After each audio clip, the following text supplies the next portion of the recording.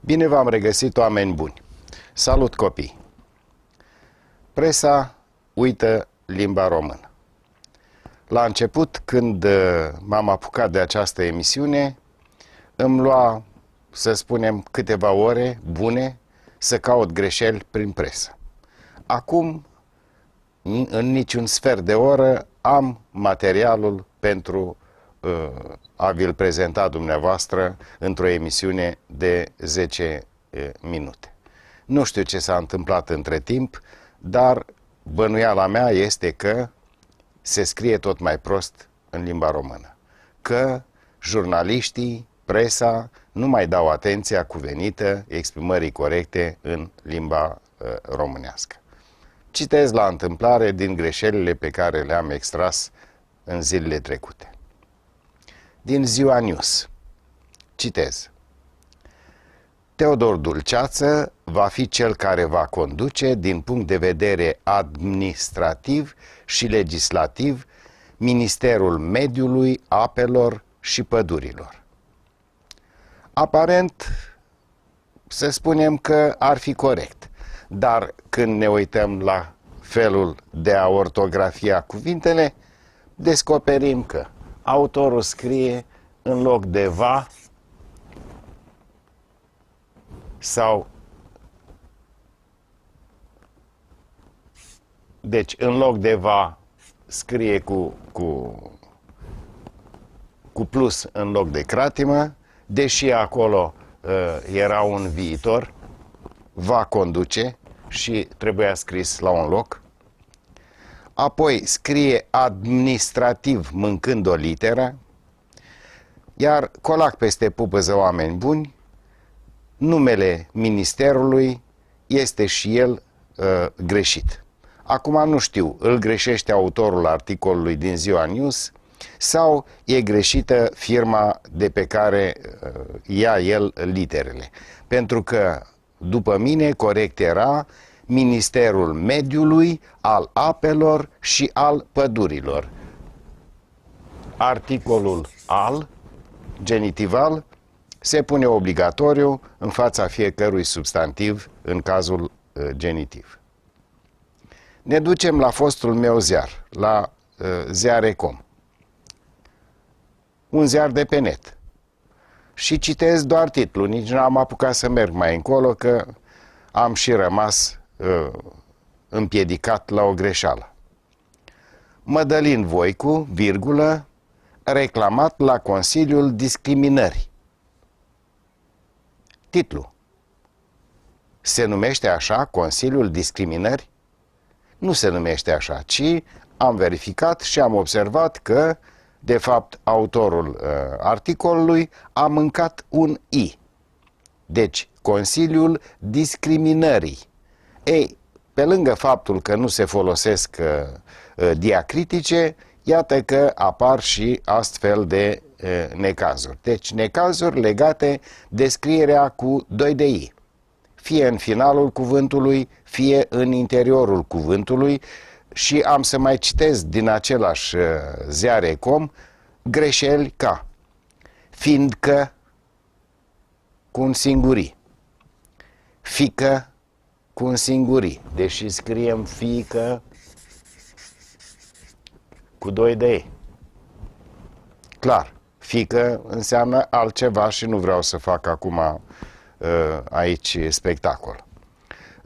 De asemenea, greșeli la verbul a fi, care se scrie cu un singur i, sau la imperativul fii cu minte, mai ales la forma negativă, nu fi obraznic, cu un singur i. Nu mai vorbesc de substantivul plural fii, care se scrie cu 3 i. Din același Ziare.com, tot titlul, n-am apucat să trec mai încolo. Cristian Tudor Popescu își exprimă poziția vis-a-vis de dosarele de evaziune.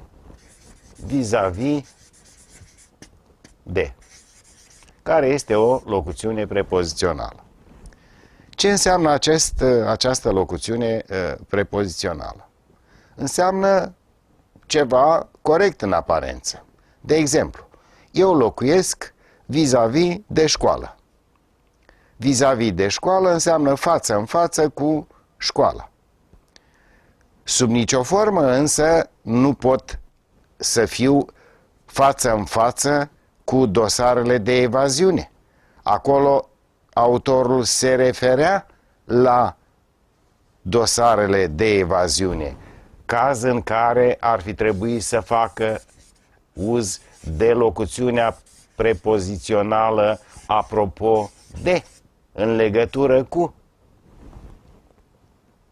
ceea ce nu face. Așadar, continuă să nu se vadă diferența între circumstanțialul vis-a-vis de și referențialul apropo de.